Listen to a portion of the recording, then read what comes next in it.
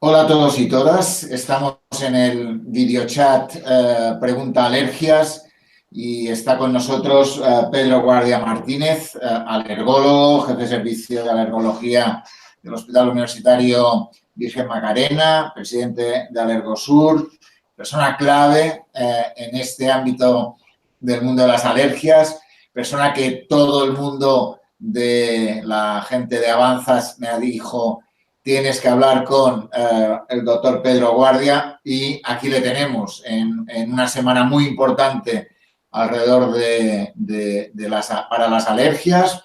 Ayer fue un día muy importante para Andalucía y las alergias, por tanto, muchas gracias por aceptar esta conversación de esta mañana con nosotros. Pues buenos días, muchas gracias a vosotros y a ti en concreto por invitarnos a hablar de un tema como alergia y más en un día como hoy en el que ayer, después de muchos años de trabajo, de un grupo numeroso de pacientes, de familiares de pacientes alérgicos a alimentos, se aprobó en el Parlamento una proposición para comenzar a desarrollar, a legislar todo el proceso de escolarización de los niños que tienen este problema de alergia a alimentos, que es un problema realmente importante y que no estaba suficientemente cubierto o atendido. Por lo tanto, es un día en el que empezamos, parece que hubiese elegido el día, dando la enhorabuena a los pacientes y a todo ese colectivo de Avanza que tanto ha luchado por sus intereses y el de sus familiares. Por lo tanto, gracias por elegir el día y enhorabuena, Avanzas. Bueno, le damos la enhorabuena a Avanzas en este día y nos ponemos a las preguntas. Tenemos muchas preguntas, si te parece vamos a ello, ¿no? Hay una pregunta que dice, me gustaría preguntarle sobre qué es lo que causa la alergia. ¿Por qué unos tenemos alergias y otros no? ¿Qué podemos decir? Pues la respuesta es fácil y al mismo tiempo complicada. La reacción alérgica es una respuesta exagerada, sistema de defensa que lo que tiene que hacer es defendernos y que en determinadas personas con una base genética de producir una respuesta en base a una inmunoglobulina que es la IgE, reacciona frente a una serie de proteínas que per se no son dañinas y que en el sujeto alérgico desencadena eso.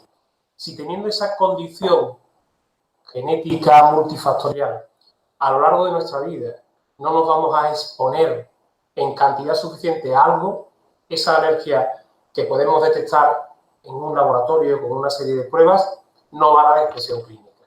Por ejemplo, un paciente de nuestra región que pueda ser alérgico a olivo, sigue siendo alérgico a olivo, pero se va a vivir en primavera a Suecia, sigue siendo alérgico, pero no tiene el estímulo de esa sustancia. Por lo tanto, es alérgico quien genéticamente está predispuesto a ello y que después se desarrolla a lo largo de la vida. Muy bien, por tanto, ser por un lado, pero también tener el elemento que le genera esa predisposición. Y por eso últimamente tenemos este incremento, porque hemos cambiado probablemente mucho en nuestro medio ambiente, la contaminación, el tipo de alimentación y la manipulación de los alimentos que hacemos está haciendo que se vayan dando la cara, vayan dando la luz de cada día más pacientes con alergias de todo tipo. Bien, pues esto es algo que para el medio ambiente afecta también a las enfermedades, como sabemos. Y hay una pregunta, Sí. ¿a qué cosas se puede ser alérgico? ¿A qué cosas se es alérgico? Pues mira, Joan, se puede ser alérgico a casi todo. Solo hace falta, como te decía, una predisposición y una exposición. Pero tiene que tener una serie de características. Lo fundamental es que sea una estructura, una molécula de características proteicas. Siempre decíamos que solo proteínas, pero hoy día sabemos que además de proteínas, asociaciones entre azúcares y proteínas, lo que son las glicoproteínas, también pueden dar lugar. Eso está en polenes, está en alimentos, está en medicamentos, está en ácaros, está en resto de la saliva, de la orina, del pelo de animales, todo ese tipo de sustancia que tenga una característica proteica adecuada y que es reconocido por el sistema inmune, puede dar alergia. Es decir, que hay numerosas sustancias de origen animal, vegetal, medicamentos, productos químicos que pueden producir la sensibilización. Y cada día, desgraciadamente, hay más sustancias que van a expresar ese tipo de respuesta alérgica. Son innumerables, desgraciadamente, para la persona. Sí podemos decir que son las más frecuentes, pero cualquier sustancia con esa característica puede dar una reacción. Por tanto, muchas sustancias y cada día más, diríamos, ¿no? En ese sentido, ¿no? Cada día más, porque, por ejemplo, te pongo un ejemplo claro. Hace años veíamos pocas alergias a alimentos de origen vegetal. Y hoy día sabemos que, por el tema de la contaminación, las plantas expresan una serie de proteínas de defensa que están en el polen, que un sujeto que es al polen se hace alérgico a ella y cuando después toma un alimento de origen vegetal que contiene esas proteínas, lo reconoce el sujeto alérgico y tenemos manifestaciones de alergia a ese alimento. Y tú recordarás, cuando eras pequeño igual que yo, que se comía melocotón a diario y no había problema, que se comía manzana a diario y no había problema, y ahora es relativamente frecuente que nos lleguen a la consulta pacientes que, con una alergia al polen, años de evolución, tienen problemas con la ingesta de fruta, de verduras, por esa interacción que estamos teniendo con nuestro medio ambiente. ¿Y es hereditaria la alergia? ¿Nos preguntan? ¿Es hereditaria? La alergia hereditaria en el concepto que si lo tienen los progenitores lo van a tener los hijos, no. Lo que sí se hereda es una predisposición a montar ese tipo de respuestas, como te digo, IgE, eso sí, lo viene por nuestra herencia y es más frecuente si el progenitor que es alérgico es la madre que si es el padre, pero después requiere esa sensibilización, ese contacto con ese polen, con ese ácaro, con esa proteína de pescado, con esa proteína de leche de vaca, de hueco, requieres ese contacto para que al final se desarrolle clínicamente la enfermedad alérgica. Muy bien. Hay una pregunta que ya has contestado, porque está aumentando el número de personas con alergia y el número de las cosas que podemos ser alérgicos, por tanto no vamos a entrar más en eso. Vamos si te parece, algunas preguntas que nos han llegado por diversas vías. La verdad que tenemos 31 preguntas o más, porque algunas son multipreguntas. Y hay una pregunta que dice, ¿qué opinas de los test que se hacen en las farmacias o en centros privados para ver a qué alimentos podemos tener alergia o intolerancia? Tú quieres que te diga la verdad, ¿verdad? Tú quieres que no engañemos a nuestros pacientes. No existe ningún tipo de evidencia científica que avale eso. Ninguno. Ni la sociedad americana, ni la FDA, ni la sociedad europea. Y en nuestro país, la única sociedad científica que ha realizado un documento muy claro con respecto a esto es la Sociedad Catalana de Alergia e Inmunología Clínica, en el que deja de forma fehaciente, con evidencia científica, qué procedimientos son útiles en el diagnóstico de alergia a alimentos y cuáles no. Y en el caso concreto de las alergias a alimentos, los únicos estudios fiables a día de hoy, estamos a día, creo que es 6 de abril, ¿no? Creo que 6, las pruebas cutáneas con determinada vía, las pruebas de exposición y determinados tipos de IgE específica. Solamente la IgG no sirve para el diagnóstico. Nos puede decir que estamos tocando el sistema inmunológico, pero no dice que se sea alérgico. Los Alcatel, los Multitre, que con una pequeña gota de sangre se hace, eso hoy día no está avalado por la comunidad científica, no por alergología, por ninguna comunidad científica, a día de hoy. Bien, por tanto, muy clara tu respuesta, no lo hay y por tanto dejemos de lado eso, ¿no? Totalmente. Y hay una pregunta, es ¿por qué a veces dan resultados distintos los test realizados en dos laboratorios diferentes? Bueno, todos los test in vitro tienen una sensibilidad, una especificidad la misma muestra recogida en el mismo momento en dos laboratorios distintos debe de dar unos resultados similares. Cosa distinta es que hace un año nos hagamos un estudio, creo que se referirá a IgE, hagamos un estudio y tengamos un resultado y un año después volvemos a hacer una extracción, una determinación y puede ser distinto. Como te decía al principio, si tú has dejado de tener contacto, el sistema inmunológico empieza a no fabricar una IgE frente a ese antígeno y puede que el nivel sea diferente. No que se negativice, pero sí que de pasar, por ponerte un ejemplo, de 10, pueda pasar a 5. Eso está dentro de la norma de la práctica, aunque positivo o negativo, no. Si eso es así, es que debe de haber algún fallo en el estudio. También tengo que decirte, y tengo que decir a nuestros escuchantes, a nuestros oyentes, a nuestros pacientes, que no todos los procedimientos de un laboratorio usan la misma técnica y también hay diferencias intratécnicas. Hay IgE que se hace en fase sólida, IgE que se hace con el suero en fase líquida y todo eso puede haber un pequeño matiz en el resultado, pero la diferencia entre positivo y negativo no debería existir. No debería ser. Muy bien. Hay una pregunta sobre el tema del tratamiento con parches. Dice, ¿qué posibilidades futuras hay del tratamiento con parches en el caso de alergia a los alimentos? Pues es una de las vías actuales.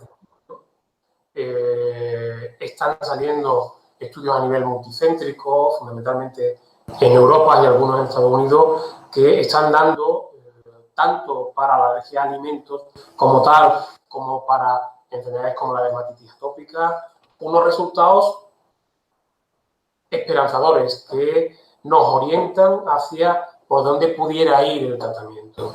En el campo de la inmunoterapia, que es lo que estamos tratando con esa última vía, se han producido en los últimos 10 años unos cambios muy importantes. Hemos cambiado las pautas de pasar a estar 4 meses para llegar a la dosis de tratamiento, a hacerlo en 1 o 2 semanas. Se han incluido nuevas vías, además de la parenteral, la vía sublingual, y se sigue en alergología investigando nuevas rutas, desde algunas muy sofisticadas como es la administración a nivel intralinfático, que eso en la práctica sería complejo, pero la vía que has comentado de los parches transdérmicos para inducir una tolerancia al alimento, probablemente en los próximos años deberán de hacerse ensayos en vida real que demuestren los resultados esperanzadores que a nivel de ensayos clínicos se están obteniendo. Muy bien. Hay una pregunta ligada a las pruebas de microarray y preguntan si para cuándo serán pruebas de microarray, al menos en un hospital por ciudad. Vamos a ver, las pruebas de microarray, hay que ser honestos y sinceros, no son necesarias ni imprescindibles en el momento actual. Lo que sí deben estar en todos los hospitales, o al menos en un hospital de referencia por provincia, es que se pueda hacer un diagnóstico molecular. En el microarray lo que se hace es, con una muestra de sangre, hasta 112, 120, 112 moléculas alergénicas. Pero a lo mejor no nos interesa tanta información que puede inducir en profesionales que no estén suficientemente capacitados a más error que a solucionar el tema que tiene el paciente.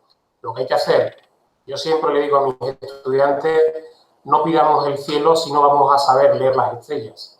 Yo creo que hay que pedir, en base a una historia clínica del paciente, el clínico, el alergólogo, tiene que meter muy bien los dedos para sacar los datos clínicos que nos interesan, para saber cuál puede ser el origen de la enfermedad alérgica que tiene el paciente y a partir de ahí solicitar las pruebas complementarias correspondientes. Y a lo mejor con una batería de IgE por diagnóstico molecular con no más de 10 alérgenos, tenemos cubierto este paciente.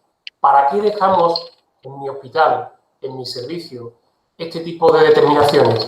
Para aquellos casos, por ejemplo, de una anafilaxia repetida en el que el paciente ni nosotros conseguimos identificar un posible agente causal. Solo en estos casos, porque si no, estamos gastando un dinero muy alto. Soy aún a día de hoy de los que cree que el sistema público debe de ser sostenible y tenemos que usar los recursos que nos da a través de nuestros impuestos de la forma más adecuada. Por lo tanto, no creo que sea necesario ni imprescindible que haya microarray en todos los centros. Habrá que tener una suficiente oferta de alergenos por diagnóstico molecular de forma individualizada que habrá que adaptar a la clínica del paciente. Eso es mi opinión. Estamos con el doctor Pedro Guardia. Pedro Guardia es director de la Unidad de Gestión Clínica de Neurología Hospital Macarena de Sevilla. Y hay una pregunta, y seguimos con nuestro videochat de la Escuela de Pacientes, y una pregunta que dice: ¿para cuándo hospitalizaciones seguras para personas con alergias? Disculpa, no te he entendido bien, Joan. ¿Para cuándo? Hospitalizaciones seguras para personas con alergias. Alimentos. Pues mira, esa es una línea prioritaria en muchos de los centros públicos andaluces y que creo que de toda la red asistencial, tanto pública como privada, tanto en Andalucía como en nuestro país. Cada día se está avanzando mucho. Lo fundamental es que tiene que estar perfectamente identificado cuando un paciente ingresa en el hospital si es o no es alérgico y a qué, no solo alimentos, sino también medicamentos. Y antes, cuando la historia era en papel, eso era más complejo. Hoy día, con la historia clínica digital, la gran mayoría de los pacientes tienen en su perfil si tienen alergia o no, y eso es el punto de partida para cuando se elabora una dieta para un paciente que salten las alertas. Por lo tanto, mi opinión es que se está llevando a cabo, que cada día es más real que esto pueda cumplirse en el 100% de los pacientes, aunque el volumen de pacientes que se mueve a nivel de hospitalización en la medicina pública de nuestra comunidad es muy amplio. Y desgraciadamente, algunas veces pueden ocurrir algún tipo de error.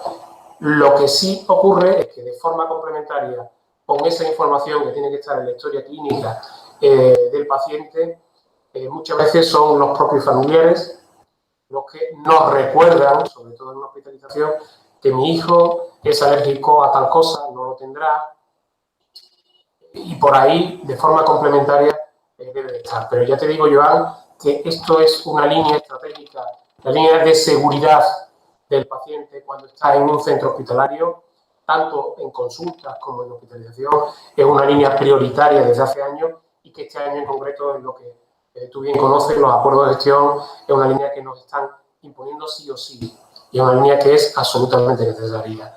Creo que vamos que ya estamos en un punto de partida muy bueno, pero que progresivamente irá a más. Los servicios de hostelería, las cocinas de los hospitales están dando un nivel de servicio cada vez mejor y esto es otra línea prioritaria que se tiene. Muy bien. Por tanto, un tema de seguridad para los pacientes fundamental y, por tanto, una línea prioritaria dentro del servicio andaluz. Hay una pregunta sobre cuál es tu opinión sobre la tolerancia a la lactosa contenida en los medicamentos de los alérgicos a la proteína láctea, o si se está suficientemente purificada o puede contener trazas de leche y causar reacción a personas con alergias. Pregunta no trampa, pregunta difícil. Vamos a ver, hay que diferenciar, la pregunta lo dice muy claro. Una cosa es la intolerancia a la lactosa, pero en aquellos pacientes que son realmente alérgicos a las proteínas de leche de vaca, como la lactosa se extrae fundamentalmente de la leche, pues que pudiera tener trazas. Yo creo que existen, y tengo que así creerlo, suficientes controles por parte de la Administración Sanitaria a nivel nacional, que una vez que se autoriza un medicamento debe de estar muy claro que si el excipiente es lactosa, ese excipiente no debe de estar contaminado con traza. Ahora, eso es lo que yo creo que la Administración hace o debe de hacer. Otra cosa es que yo tenga la seguridad de que eso se lleva. Pero te vuelvo a repetir, Joan, yo no tengo criterios para decir que no se está cumpliendo. Otra cosa es que los que tienen una intolerancia a lactosa tengan una peor tolerancia a los fármacos que tienen lactosa. Y desgraciadamente hay pocos fármacos, cada día más, pero pocos fármacos que estén libres de excipiente lactosa. Esa es la realidad. Pero decir que no hay trazas de proteína de leche de vaca cuando el excipiente lactosa, yo no te lo puedo confirmar, pero sí tengo que creerme lo que la Administración Reguladora, la Agencia Española del Medicamento y Productos Sanitarios autoriza como ok. No tengo motivos para pensar que no es así. Muy bien. Hay una pregunta sobre un alérgico que tolere por trazas, ¿puede hacer reacción por las mismas en algún momento? ¿Y a qué se debería? Vamos a ver. Habitualmente cuando una persona tolera trazas es que tiene un perfil de alergia diferente a aquel que no lo tolera. En ese del diagnóstico molecular que antes hablábamos del microarray, lo que nos ha aportado la biología molecular a la alergia es que antes decíamos eres alérgico a leche y hoy día sabemos que ser alérgico a leche lo hay distinto porque hay muchas proteínas y hay proteínas que son dan un perfil de gravedad, mucho más importante que otros y que si esas trazas son a expensas de esos alergenos, la evolución puede ser peor. Por lo tanto, una persona, vamos a ponernos en el caso de huevo, que es muy frecuente, hay proteínas que son termolábiles, que también se destruyen por el ácido del estómago y los pacientes tienen una sintomatología de menor intensidad. Eso habitualmente van a poder tolerar traza. Si una persona que tolera habitualmente traza puede tener una reacción más intensa con trazas, puede ser.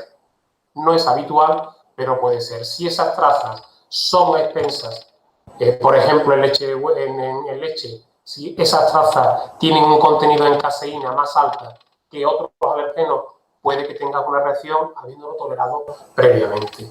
Por lo tanto, siempre en una persona que está perfectamente documentada que es alérgico a un alimento, siempre debería, si no se ha hecho una desensibilización, de llevar en su poder un dispositivo autoinyector de adrenalina para que en el caso que empezara con esos síntomas típicos que el paciente sabe cuáles son, pues administrarse el dispositivo.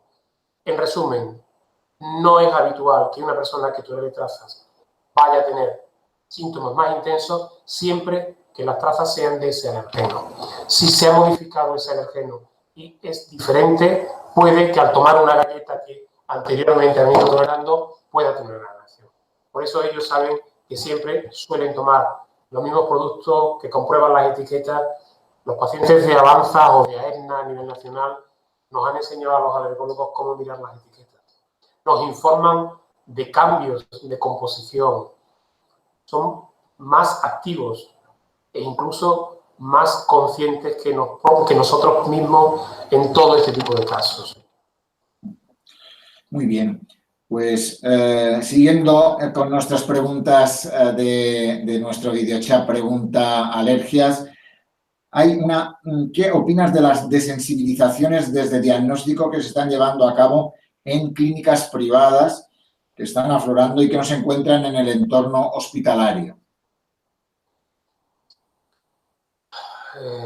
Vamos a ver. ¿Cómo te respondo yo? Quedando bien y diciendo la verdad. Quedando bien y diciendo la verdad. Desensibilizaciones en clínicas privadas, centros privados o centros públicos que no se hagan tal como está protocolizado y aprobado por las sociedades científicas, huelen a raro. Nosotros que tenemos una unidad específica de alimentos con desensibilizaciones, en una semana nos desensibilizamos. Es imposible. Ahora, si se le llama desensibilizar a pacientes que no son realmente alérgicos o a pacientes que tienen un nivel de tolerancia muy bajo, podemos hacerlo en 2 días.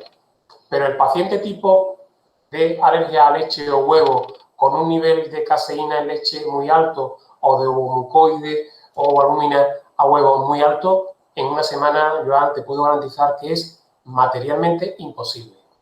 Salvo que hagamos algo muy complejo, ingresando al paciente durante 5 días, casi en una UCI y sometiéndolo a unos procedimientos. Que yo sepa, de eso no es lo que estamos hablando. Por lo tanto, permíteme poner en duda de que eso se lleva a cabo. Punto número 1. Punto número 2. La cobertura alergológica en los hospitales públicos puede ser en muchos sitios manifiestamente mejorable y no todas las unidades cuentan con suficiente número de profesionales y tiempo que pueden hacer ese tipo de procedimientos. Entonces, ese tipo de procedimientos habitualmente lo estamos haciendo en unidades de alergia con un mayor número de profesionales y mayor tiempo, aunque se están haciendo en la mayoría de los servicios públicos de Andalucía, pero en aquellos casos de mayor riesgo, al final los terminan derivando a aquellas unidades que tenemos más dotación en medios y en personal, tanto humanos como físicos. Muy bien, muy claro, Pedro.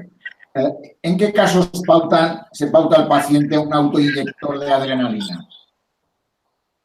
Pues, en principio, a todos los casos de alergia a alimentos o alergias a medicamentos o anafilasias idiopáticas en el que no sabemos la causa, que hayan tenido una reacción grave. Porque la posibilidad de que tras una reacción grave tengan con el contacto posterior con ese alergeno un nuevo cuadro de anafilasia siempre está presente. Por lo tanto, yo te digo por ley, no es así. Por ADN de nuestra unidad y de todos los servicios de alergia, a nivel nacional e internacional, siguiendo la guía, todo paciente que ha tenido una anafilasia de cualquier origen tiene que tener un dispositivo de autoadministración de adrenalina, el cual ha debido de ser enseñado al paciente cómo usarlo, cuándo usarlo y que después de usarlo tiene que ir al centro sanitario, salud, urgencia del centro de salud o a nivel hospitalario para continuar con la atención. Por lo tanto, todo paciente con anafilasia debe tener en su disposición un dispositivo autoinyector de adrenalina. Y te hago un inciso.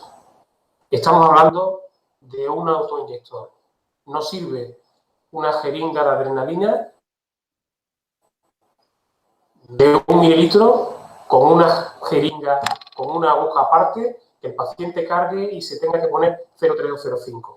Cualquier persona que ha tenido una anafilasia sabe que eso puede costar la vida. Y hay dispositivos de los que estamos hablando de muy fácil uso, y que un paciente que esté en el medio agrícola solo y tenga una anafilasia, en el momento que empieza a desarrollar los síntomas se lo pone. Mientras que lo otro no es de lo que estamos hablando.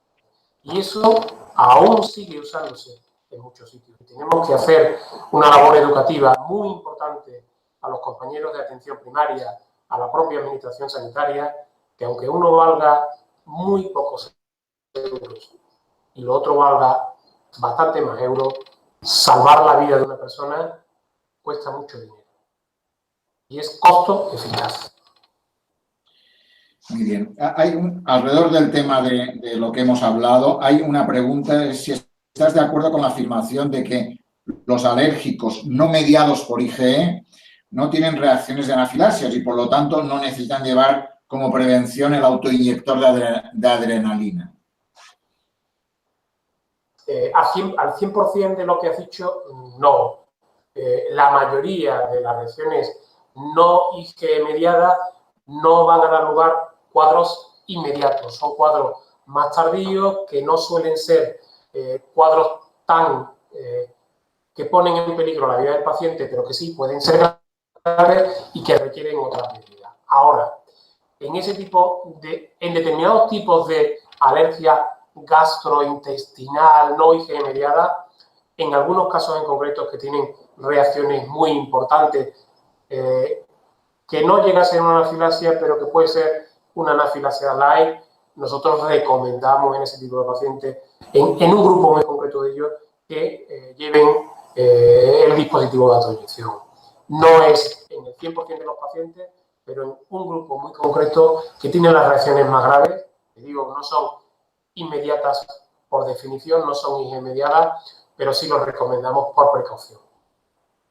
Muy bien. Y hay una pregunta sobre cuando diagnostican a un paciente como alérgico a la proteína de la leche de vaca y la madre decide continuar con lactancia materna en exclusiva, la recomendación es que la madre haga dieta de exclusión del alergeno. ¿Esta recomendación incluiría una dieta libre de trazas o contaminación cruzada al alergeno? Pudiera ser. Va a depender del grado de sensibilización que tenga el niño, de si la madre además es alérgica o no. Y hay estudios que recomiendan absolutamente evitar una dieta que contenga lácteos en la madre y otras que son más permisivos. Nosotros optamos por, de entrada, permitir que la madre tome y ver cuál es la respuesta en el niño. Porque muchas veces, y eso cada día estamos viendo más, que las dietas restrictivas a 100% perpetúan el alérgico. Cada día hay más estudios en vida real que demuestran que la introducción lo más precoz de determinados alimentos alergénicos inducen una respuesta adecuada. Porque sí tenemos que decir que sobre todo en alérgicos a leche y huevo en niños hay una tolerancia natural de forma absolutamente normal, sin ningún, en los primeros años de vida. A tener unas políticas muy restrictivas parece ser que no facilita esa tolerancia natural. Lo que ocurre es que habrá que dar el alimento de una forma especial, escalonada, a lo mejor con ese tipo de, si es alérgico a huevo, pues el huevo muy cocinado, en el cual los alergenos más graves, de perfil más grave, están destruidos y así hacer eso. Por lo tanto, hay que analizar paciente a paciente si hacemos una dieta libre completamente de lácteos en la madre o no. No te puedo decir, no creo que se deba decir de forma taxativa, no. Hay que evaluar caso a caso, aunque en términos generales se recomienda tener una actitud prudente, evitar. Muy bien, pues estamos en este video chat sobre preguntas alergias. Estamos con el doctor Pedro Guardia y siguen las preguntas, nos llegan más preguntas, por tanto, vamos a seguir con ello. Hay una pregunta sobre qué relación hay y cuál es el porcentaje de diagnosticados por esofagitis eosinofílica con desensibilización previa. Pues es un tema que ha empezado a surgir una vez que hemos realizado o comenzado a hacer desensibilizaciones. Antes, cuando no se hacían desensibilizaciones, no ese dato. Ahora mismo hay algunos estudios que estiman que entre un 5, un 10% de pacientes a los que hemos sometido a desensibilización con leche o huevo, que son fundamentalmente los alimentos que hacemos de sensibilización, pues desarrollan una esofagitis. No hay ningún parámetro a priori, antes de empezar la desensibilización, con alimentos que nos puedan hacer orientar hacia el riesgo que puede tener aquel paciente que desarrolla una esofagitis eosinofílica. Y lo que está claro es que en aquel paciente que empieza con síntomas compatibles con esofagitis, hay que suspender la dieta que incluye el alimento problemático y proceder a tratar la esofagitis.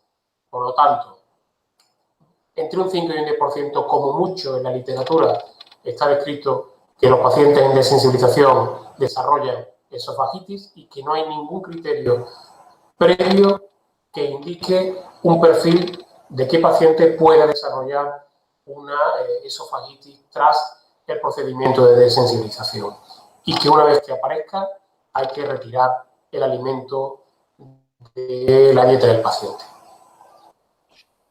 Y siguiendo con el tema, ¿cuál es la razón para que en la gran mayoría de hospitales públicos se espere a que el paciente tenga 6 años aproximadamente para dar comienzo con el tratamiento del hito o de sensibilización, cuando en los privados ofrecen desde diagnóstico incluso express en una semana? Iría un poco ligado a lo que antes hablábamos. Eso ya lo hemos hablado antes. Lo primero, también hemos comentado que existe un periodo ventana en el cual hay una progresiva tolerancia natural a ese tipo de alimentos, fundamentalmente leche y huevo. Otras cosas son pescado y otros alimentos, pero en leche y huevo lo normal es que haya una evolución antes de los 6 años a la tolerancia natural a este alimento. Por lo tanto, parece muchas veces oportuno esperar ese tiempo. Ahora, si se dan determinadas condiciones, reacciones alérgicas importantes, con anafilaxia repetida, y la familia acepta el procedimiento, que de partida en la desensibilización inducimos una anafilaxia, porque tenemos que saber cuál es el punto de partida de la dosis. Por lo tanto, de entrada, provocamos una anafilaxia en el paciente. Y eso, hay muchos padres que después de haber pasado ese episodio no quieren tenerlo. Cerramos el tema y te digo, en los hospitales públicos se hace, pero no a todo el mundo. Lo mismo que tampoco en todos los hospitales públicos en los que hay fertilización in vitro, se le hace a todo el mundo. Hay un perfil de mujer que se somete, mientras que en la medicina privada a toda mujer que va a hacer un programa de fertilización, a todas se le hace. Nosotros tenemos que funcionar por protocolos, pero protocolos que no son rígidos. Nosotros hacemos desensibilizaciones en menores de 6 años. A todos los menores de 6 años, no. Aquellos que tienen un mayor factor de riesgo, que tienen clínicas más graves y que tienen incluso con ese tipo de trazas que hemos tenido. Si el paciente no tiene esas reacciones tan graves y sabiendo que hay una ventana de oportunidad de una tolerancia natural, en ese tipo de pacientes se le informa a la familia lo acepta y decide esperar. Si asume ese riesgo que tiene inherente el procedimiento y consideramos que es un paciente de riesgo, en el Hospital Virgen Macarena, y sé que en otros hospitales de Andalucía se hace. ¿Qué ocurre? Que desgraciadamente somos pocos y ese es un factor limitante, ¿no? ¿Cuál es tu opinión sobre las provocaciones del alergeno alimentario en entornos no hospitalarios?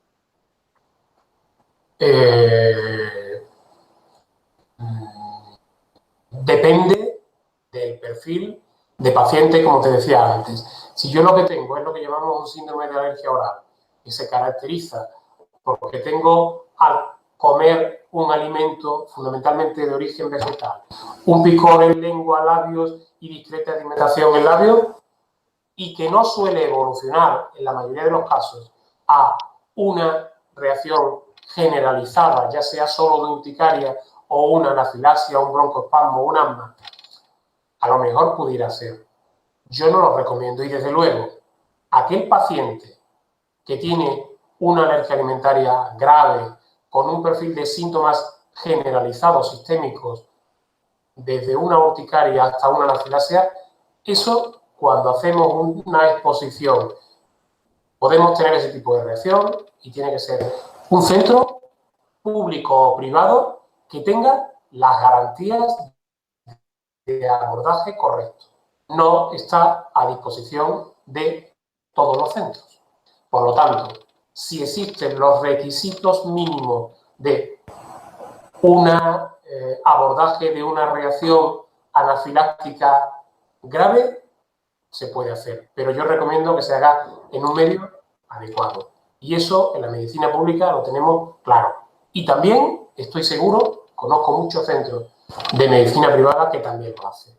Tratamientos precoz y sin medidas, no. Yo recomiendo que siempre el paciente, la familia, porque en estos casos de alergia a alimentos muchos son niños, se informen adecuadamente y que sepan las prestaciones de cartera de servicio que tienen los centros.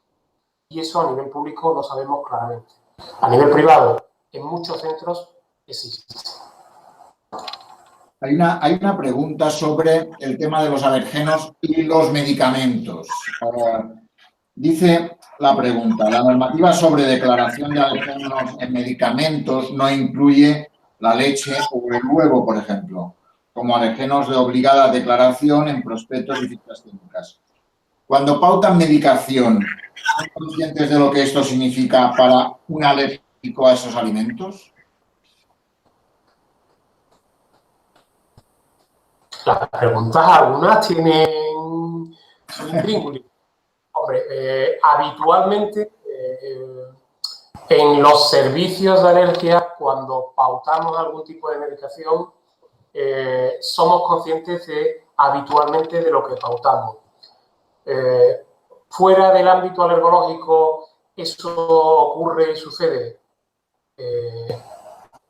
Quiero creer, quiero pensar, debo pensar de que sí. Ahora, muchas veces no queda claramente expresado en los excipientes, en una serie de cosas, cuáles son realmente lo que lleva. Y puede haber desconocimiento y puede haber reacción. Pero nosotros habitualmente, dentro de la medicación que usamos en las unidades de alergia, somos conscientes de lo que hay en los medicamentos que empleamos y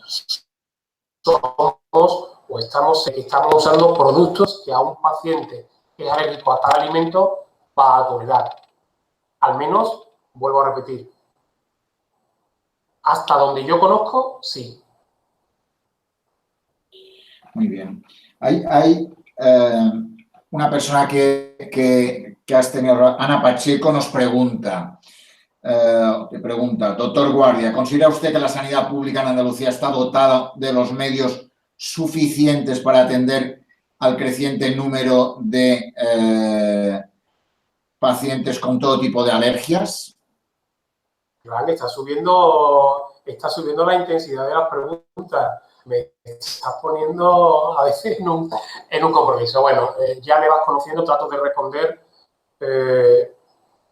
como Pedro Guardia, no casi ni como presidente de Alergosur. Lo primero es que la prevalencia de las enfermedades alérgicas van claramente en aumento, no solo en cuanto a el número de pacientes, sino en cuanto a la gravedad de las reacciones alérgicas. La dotación real que hoy día en la red pública andaluza existe es, a mi entender, no óptima. Si nos comparamos con comunidades de un nivel económico, no te digo ya Madrid, País Vasco, otros sitios, sino Murcia o Extremadura, las dos comunidades con las que estamos, tenemos un déficit importante. Ahora bien, sí debo decirle a los pacientes que sé que existe una preocupación por nuestras autoridades sanitarias andaluzas de que tienen que mejorar esto. Desde la Sociedad Andaluza de Alergología estamos en conversaciones, en negociaciones con la Consejería de Salud para elaborar primero una foto actual de qué existe en la red pública y después elaborar un plan de desarrollo de la especialidad y de cobertura. Debo de decirle tanto a Ana como a todos los pacientes alérgicos que deben de estar orgullosos de los alergólogos que trabajan en la pública de Andalucía. En Andalucía somos líderes a nivel de España, a nivel de Europa y a nivel mundial en muchas cosas. Hemos sido líderes en establecer el tema del diagnóstico molecular, es decir, que un alérgico a olivo es diferente dependiendo a qué proteína de olivo es. En alimentos, lo mismo. En alergia a veneno de himenópteros, el grupo de Córdoba es líder a nivel mundial. El grupo de Málaga es referencia mundial a nivel de alergia a medicamentos y también a himenópteros. Nuestra unidad en el tema de alimentos, de inmunoterapia, por lo tanto que confíen en los alergólogos de la República Andaluza, que nos gustaría, y ahora ya no hablo como Pedro Guardia, sino como presidente de alergólogos de Andalucía, que hubiese una mayor oferta y que hay algo por lo que nosotros luchamos, que es por la accesibilidad y la equidad en la atención a los pacientes. Hay grandes diferencias en cuanto a la accesibilidad al diagnóstico y al tratamiento etiológico de pacientes, desgraciadamente, por donde vivan. Nuestro interés, nuestra preocupación es de que independientemente de donde viva, en un plazo de respuesta adecuado, puedan ser valorados por un alergólogo.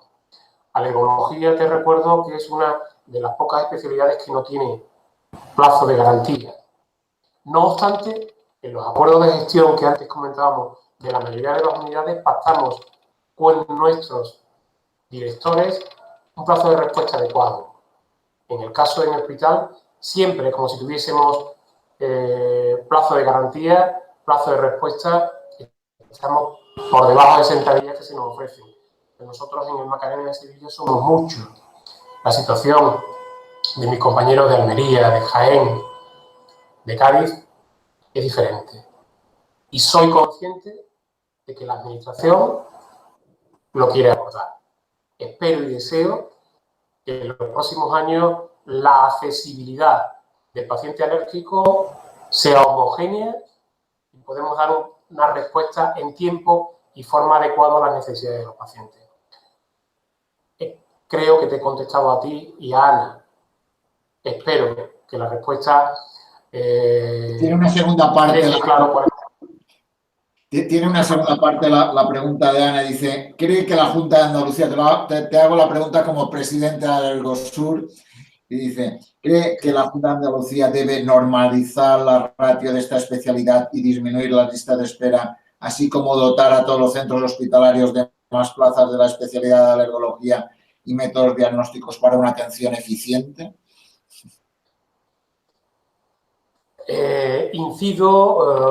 Amplío lo que antes he comentado. Desde la Administración Pública, desde la Consejería de Salud, en concreto desde la Consejería de Salud, estamos Alergosur en contacto con ellos, hemos tenido varias reuniones y hay una propuesta de que a lo largo de este año 2018 elaboraríamos un documento para abordar la situación real de la atención alergológica en Andalucía y establecer unas líneas estratégicas para mejorar eso. En todos los hospitales de la República va a haber todo, hasta donde yo sé, cada día, y eso lo sabes tú mejor que yo, estamos haciendo propuestas de colaboración, de trabajo en red. Y probablemente en aquellos centros en los que haya una menor oferta de cartera de servicio, habrá que trabajar de forma colaborativa con otros centros de mayor dotación para que se puedan dar garantías y cobertura y accesibilidad a todos los pacientes. De entrada, y ahora Joan te hablo como presidente de Alergosur, a mí me gustaría que en todos los hospitales de la República de tercer nivel, unas sean suficientemente dotadas y que a partir de ahí pudiésemos hablar de un desarrollo distinto.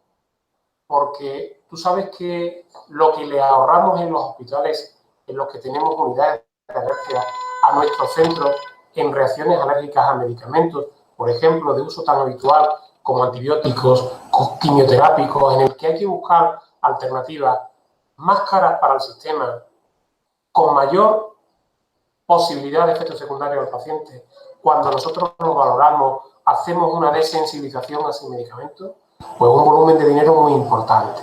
Por lo tanto, creo que soy consciente de que nuestros responsables en la administración sanitaria saben que existe un problema real, que las enfermedades alérgicas van en aumento y que lo van a abordar y lo están abordando. Y ellos nos han dicho, creo que estoy en la obligación de decirlo, que a lo largo de este año 2018 verá a la luz al menos unas líneas estratégicas de abordaje de la enfermedad alérgica. Muy bien, muy claro, Pedro. Hay una Encarna Sáez, nos hace un conjunto de preguntas muy amplio. Te las voy a hacer una a una y así las vas contestando de forma más precisa. ¿Desde qué edad se pueden hacer las pruebas PRIC? Desde que nace hasta que se muere una persona. Muy bien. ¿Qué prueba es más fiable, la de sangre o el PRIC? Unas tienen más sensibilidad y otras más especificidad. Hay alergenos en PRIC que funcionan mejor y otros que funcionan peor. Hay alergenos en IgE en sangre que funcionan mejor y otros que funcionan peor. Por lo tanto, te digo lo mismo que antes. Anamnesis, historia clínica, qué alergenos es el que puede especular y el alergólogo decidirá qué procedimiento es el más rentable para establecer un diagnóstico correcto. Muchas veces, en la gran mayoría de los casos, se requiere la conjunción de los dos procedimientos, el PRIC y la IgE, para tener una fiabilidad diagnóstica óptima. Encarna pregunta, ¿se pueden hacer ya con alergia? Disculpa, Joan, no te he entendido. ¿Se pueden hacer ya con alergia? Lamento volver a decirte que no he escuchado bien la primera parte de la pregunta. Si ¿se pueden hacer con alergia? ¿Se pueden hacer con alergia? ¿Nacer con alergia? Si se pueden hacer con una alergia. Vamos a ver, se pueden hacer con alergia. Existe esa predisposición que te comentaba. Entonces, desde que existe un perfil, hay estudios que dicen que el feto intraútero está expuesto a determinadas sustancias y que puede hacerse alérgico. Pero esos son estudios. Lo que nace es con esa predisposición y, de hecho, hay niños tan pequeños como 3 o 6 meses que desarrollan enfermedades alérgicas. Por lo tanto, lo habitual es que uno se haga alérgico cuando se expone, pero hay algún caso que se ha detectado una sensibilización intraútero. Anecdótico, pero existe. Si una madre lactante da el pecho a su bebé, ¿cuánto tardan en pasar las proteínas en forma de trazas a la leche materna y, por tanto, afectar al bebé?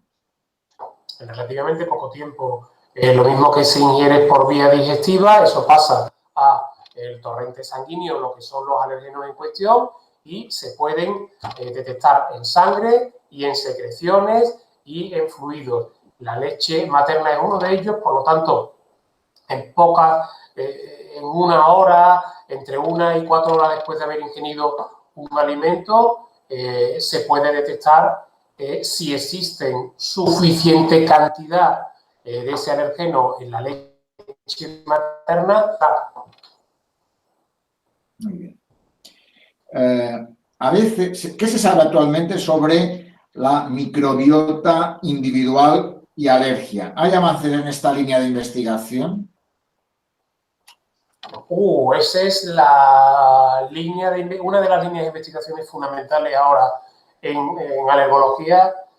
Creo que en otras muchas especialidades, pero en alergología lo es la influencia que tiene el propio contenido en bacterias que tenemos cada uno de nosotros desde el momento del nacimiento y su relación directa con el desarrollo de una respuesta inmunológica normal o una respuesta inmunológica de tipo alérgica. Llevamos en torno a 5 años en el que es el campo de debate. Y hay estudios preliminares que demuestran que, por ejemplo, el parto por vía vaginal es protector frente al parto cesárea, porque al pasar el niño por el canal de parto va a tener en contacto con una serie de gérmenes que tiene la madre propio que facilita el menor desarrollo de enfermedades alérgicas. Hay estudios que están tratando de ver si en aquellos pacientes con un determinado perfil, haciéndole una administración, un tratamiento con una serie de bacterias propias, podemos variar ese perfil de respuesta propio del sujeto alérgico en un perfil de respuesta propio del sujeto normal, no alérgico. Pero es una línea de investigación que hoy día todavía no tiene datos fehacientes. Pero probablemente de aquí a pocos años puedan haber tratamientos conjuntos de vacunas de alergia con determinadas bacterias o determinados grupos de bacterias, determinados productos, no los lactobacillus que tomamos por vía oral, otro tipo de cosas que en un futuro, yo creo que no muy lejano, eso será una realidad. Muy bien. Buena línea de investigación. Hay una pregunta que nos ha llegado también. Dice, vómitos con sangre, monocitos altos en sangre de siempre y eosinófilos altos, sangre en heces, prueba de rayos X con tránsito intestinal con sospecha de alergia, pero IgE siempre negativa, biopsias con infiltración de eosinófilos desde esófago hasta colon, con diagnóstico de alergia alimentaria IgE no mediada. Y la pregunta, que son varias, dice, ¿no hay ninguna forma, salvo prueba-error, de saber a qué se es alérgico? ¿Eso es ser no mediado? ¿Por qué se dan anafilaxias o incluso un shock anafiláctico si no se es mediado por IgE? ¿Pueden ser alérgicos mediados a otra inmunoglobulina? Vamos a ver. El caso clínico que expone esta persona es un caso de una enteropatía eosinofílica que no tiene que ser IgE mediada, puede ser de muchas causas. El que tenga repetidamente una IgE específica negativa orienta a que sea no alérgica y habitual hay involucradas otro tipo de respuestas por anticuerpos, por inmunoglobulina, pero que no son un mecanismo de tipo alérgico que provocan una alteración de las vellosidades intestinales. Hacer otro tipo de pruebas para ver si es alérgico o no, no. Lo único que se puede hacer es estudios de exposición a aquellos alimentos que queremos saber si es o no es alérgico y ver la respuesta que tiene. El problema de ese tipo de pruebas de exposición, lo mismo que comentábamos antes en la inducción de tolerancia, es que provoca importante que puede llevar a un paciente a una UCI. Entonces, lo que en esos casos que habitualmente no se estudian en alergia, pero que nosotros, al menos en nuestra unidad, algunos y hasta algún compañero nuestro del hospital de otra unidad hemos tenido y hemos estudiado, es buscar alternativas. Es decir, si he tenido un problema con tal alimento, pues ver si algunos de un grupo similar, en este caso eran moluscos, sí puede tolerarlo.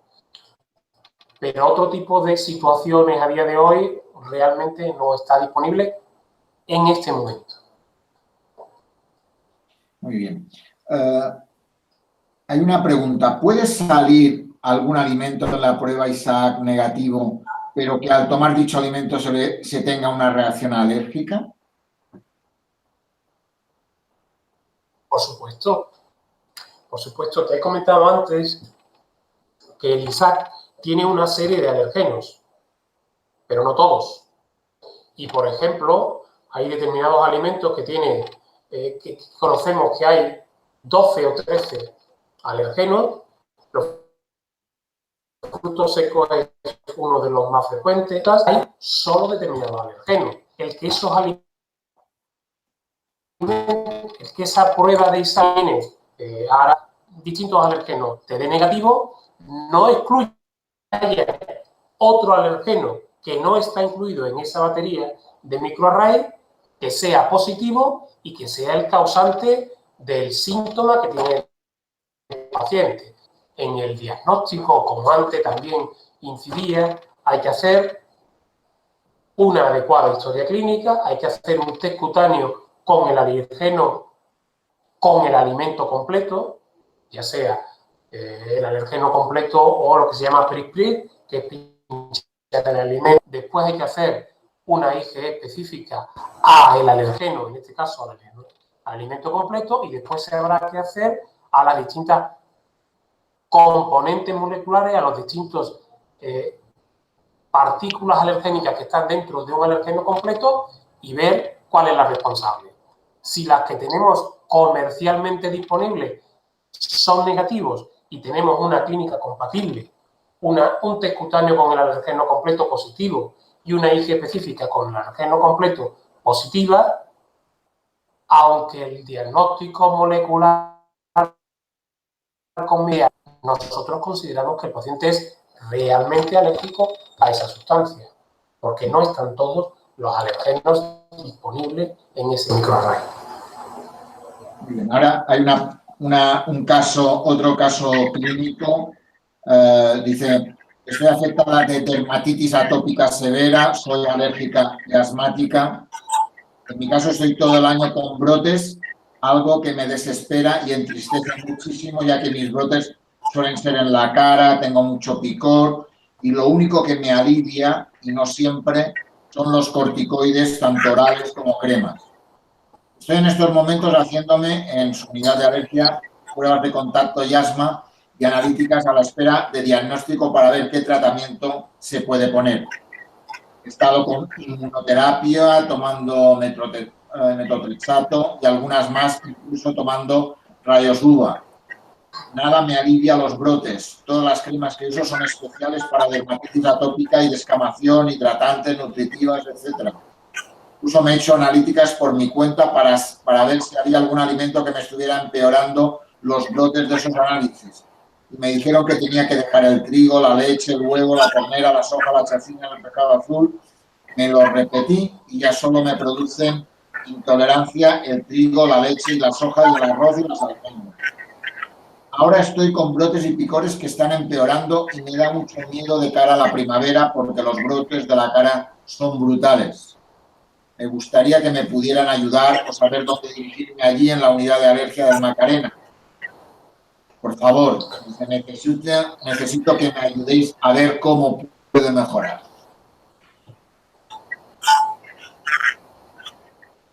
Bueno, lo primero, Joan, estoy teniendo problemas en la conexión y gran parte de lo que me dices se te va la voz y no te escucho bien. Pero en términos generales he escuchado la pregunta. Primero, esos alimentos que van y vienen, no. En la dermatitis atópica suele cursar con niveles bastante elevados de IgE y existen, si es por IgE, muchas falsas positividades que no tienen ningún valor de entrada. Segundo, hasta ahora la dermatitis atópica ha tenido, la dermatitis atópica como la que refiere esta paciente, ha tenido un mal control. Próximamente, yo creo que antes de final de año, en nuestro país van a aparecer una alternativa en el tratamiento siempre que tendremos que usar, es que realmente cumple, y en principio este tipo de paciente pudiera ser, que es un biológico. Mi unidad de los biológicos soy bastante restrictivo en el sentido que no lo uso a todo el mundo, sino a todo el mundo que tiene un perfil de indicación correcto. Los estudios que hay con este biológico en dermatitis atópica son esperanzadores. Hasta ahora, desgraciadamente, la dermatitis atópica severa tenía un mal control y había que hacer todo lo que ha hecho la paciente. Yo no sé si esta paciente ha sido atendida en nuestro. Estos pacientes muchas veces los vemos en colaboración con Derma y nuestro servicio está abierto, si es de nuestra área, a solicitar a través de su médico de familia la atención, tenemos 12 días de lista de espera, es decir, que no es problema. Y si es de fuera, cualquier paciente del sistema, cualquier paciente andaluz puede solicitar libre elección o segunda opinión, lo que crea oportuno, y nosotros lo valoramos sin ningún problema. Haremos de, primero, analizar el caso, segundo, informar al paciente, indicarle que esta es una enfermedad crónica que evoluciona por brotes con épocas de mejoría y de empeoramiento y que hasta ahora, desgraciadamente, no teníamos unas armas terapéuticas y controlaran el cuadro, disponer de nuevas herramientas. Pero a día de hoy es eso y estoy a disposición de esta persona para poderla atender. Hay una pregunta, dice, me gustaría saber su opinión con respecto al Xolair en la desensibilización en niños o niñas con niveles muy altos. ¿Y si la recomendaría? Nosotros, el omalizumab, que es el fármaco, el nombre comercial que te han dicho, el omalizumab nosotros lo usamos como paraguas de cobertura en aquellas desensibilizaciones a alimentos que tienen anafilaxia repetida cuando empezamos el procedimiento. Entonces, si tiene una anafilaxia detrás de otra, el procedimiento no se puede completar. Por lo tanto, usamos el paraguas protector de omalizumab, pero no en todos los pacientes, solo en aquel niño, en aquel adolescente que hacemos una inducción, una inmunoterapia oral, que es como ahora se dice, con leche o con huevo, que son los alimentos que fundamentalmente lo hacemos, y que tienen una anafilaxia detrás de otra. No a todos los pacientes le ponemos el paraguas del tratamiento coadyuvantes con omalizumab. Pero en aquellos pacientes que lo hemos empleado, nos da un resultado muy bueno y una vez que el procedimiento de inmunoterapia está siendo eficaz, se puede retirar omalizumab sin ningún problema. Muy bien. Ana Pacheco nos vuelve a preguntar, dice, ¿cómo pueden afectar los metasulfitos presentes en alimentos y muchos medicamentos, entre ellos en la adrenalina, a un paciente alérgicos a sulfitos en caso de reacción severa? ¿Y qué otra alternativa hay para estos pacientes con riesgos de anafilaxia?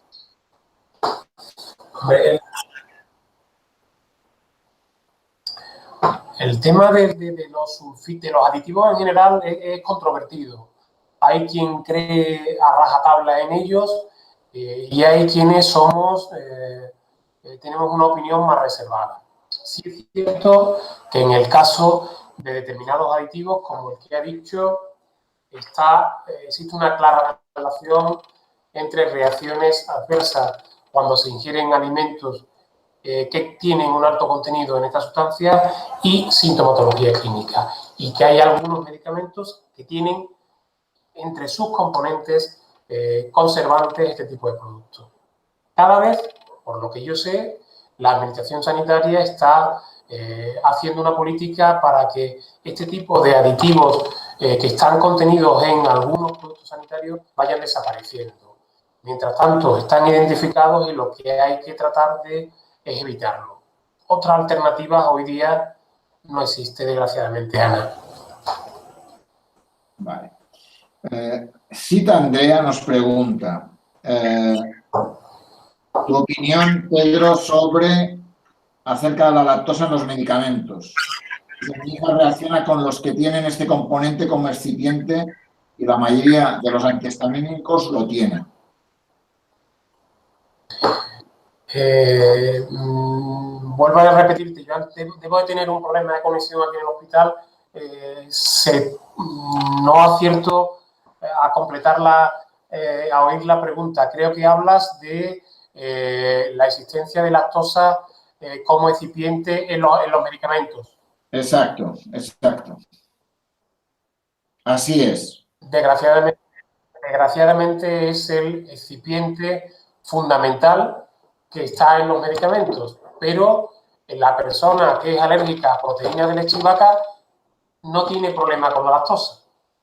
Una cosa es tener una intolerancia por un déficit de una enzima a nivel del tubo digestivo que hace que no asimilemos, que no metabolicemos la lactosa, los azúcares contenidos en la leche de vaca, y que eso es una sintomatología de unas molestias abdominales, distensión, náusea, vómito, incluso diarrea, y otra cosa es una alergia a las proteínas de leche de vaca o a la caseína, la lactobúmina, que es una cosa distinta. Los pacientes alérgicos a proteínas de leche y proteínas de leche pueden tomar como excipiente la lactosa, no tiene nada que ver, si no son intolerantes a la lactosa. Son dos cosas completamente distintas.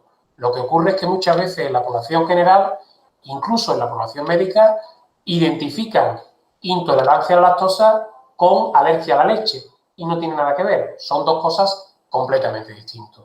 Personas alérgicos a proteínas de leche pueden tomar medicamentos que tengan excipiente la lactosa, salvo que, como anteriormente una persona nos había preguntado, que pudieran existir trazas, rastros de esos alergenos al manipular la lactosa, lo cual, vuelvo a decir, que creo que aquellas casas comerciales que están legalmente autorizadas por la Agencia Española del Medicamento, eso no debe de ocurrir. Y hay una pregunta, a ver si al final, estamos terminando ya, llevamos 1 hora y cuarto ya contestando preguntas, muchas preguntas en este videochat, pregunta alergias, con el doctor Pedro Guardia, director de la Unidad de Gestión Clínica del Hospital Virgen Macarena, y dice, ¿por qué hay niños que no superan el año o 2 años las alergias y por el contrario se vuelven más sensibles a medida que crecen?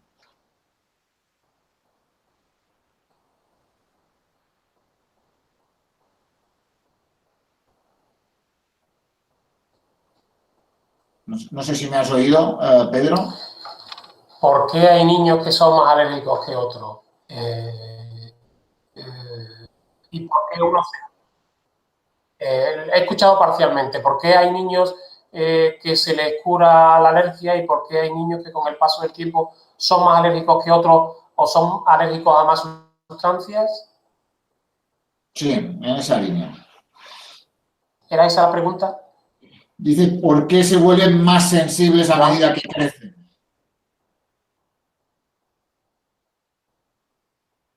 Vale, pues desgraciadamente hay niños que de forma natural, como decía antes, pasan a tolerar el alimento y hay otros en los que al hacerle el diagnóstico reúnen un perfil de hacerle una desensibilización y podemos controlarlo. Desgraciadamente hay personas que empiezan a desarrollar alergias a un alimento, después a otro, después a otro. Muchos de ellos son porque comparten una identidad en cuanto a alergenos. Por ejemplo, persona que es alérgica a melocotón y después es alérgica a otra fruta o desarrolla alergia a frutos secos. Y eso lo es porque muchos de ellos son alérgicos a una proteína que es de defensa de los alimentos de origen vegetal, que es la LTP, y que está en muchos alimentos. Una vez que te sensibilizas, que te haces alérgico a esa, puedes desarrollar manifestaciones clínicas con muchos alimentos.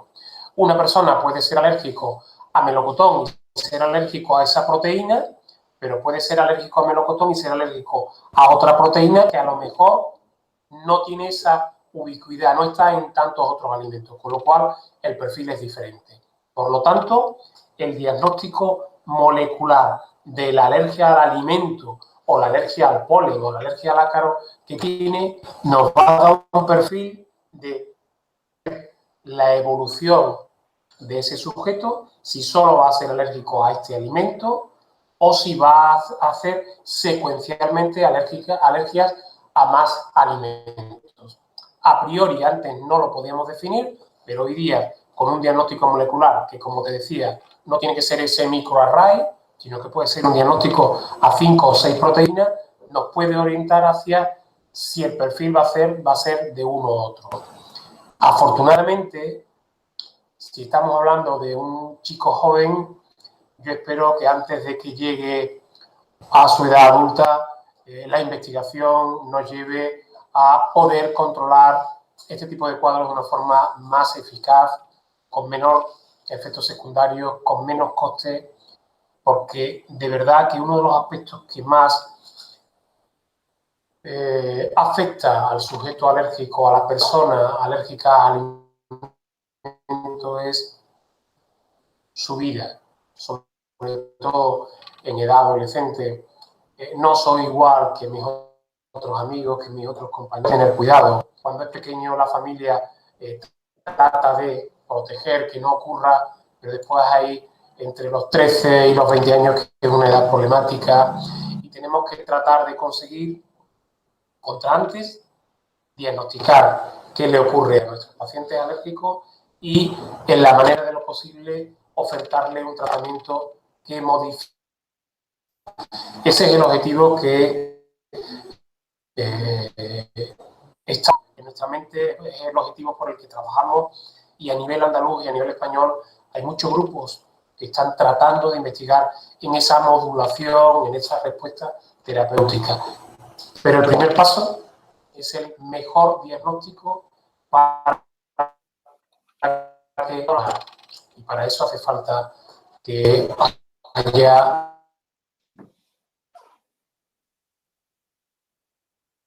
un número de república respuesta precoz, de situaciones para la salud de nuestros ciudadanos y de la propia economía de la administración sanitaria andaluza. Hay más preguntas, pero yo creo que tenemos dificultades en estos momentos en la conexión. Y si te parece, llevamos 1 hora y 20 minutos de conexión. Yo creo que mucho tiempo. Si te parece, podríamos intentar hacerte las preguntas para que les contestáramos, o buscar otro día para poder contestar algunas de las preguntas que faltan. Estoy a vuestra disposición.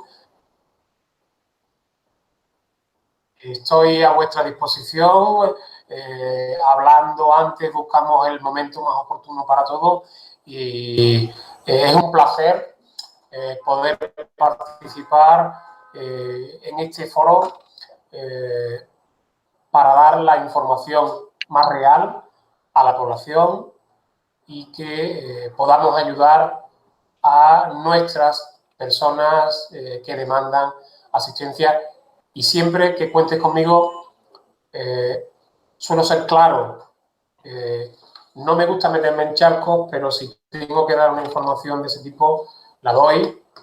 Probablemente, Joan, las canas hacen ya ver la forma, y tenemos que dar solución a las personas, pero también soy un responsable asistencial de un gran hospital con el servicio más grande de Andalucía, y tengo que velar porque nuestra administración se valore. La sanidad pública andaluza es de las mejores, si no la mejor, de nuestro Estado, y muchas veces el ciudadano no la valora suficiente. Ve los aspectos más negativos, y hay muchos profesionales dedicados a la salud en vuestro ámbito, en el día a día de la atención primaria, en los hospitales de la República, y me gustaría dar un mensaje de optimismo, de que todos estamos implicados en este barco y todos tenemos que velar porque el barco siga a flote. No todo se puede hacer en todos sitios, pero sí todos los pacientes tienen que tener respuesta a el problema de salud que plantean. Nuevamente, gracias, Joan, a ti y a todas las personas que hacéis esto día a día, y ánimo para seguir adelante. Pues muchísimas gracias por todas tus claras respuestas. Hablamos y buscamos otro día para poder contestar las preguntas que faltan y algunas que probablemente nos llegarán más. Ha sido un videochat apasionante, con gran cantidad de preguntas, y estoy convencido de que si encontramos otro día para poder hablar, que espero que sí, seguiremos contestando y aclarando estas cuestiones que tan interés tiene para mucha gente y que cada día, como decías, hay más alérgenos y, por tanto, hay que estar pendiente de ellos. Muchas gracias y muchas gracias a todos nuestros espectadores. Pues hasta la próxima y muchas gracias, Joan.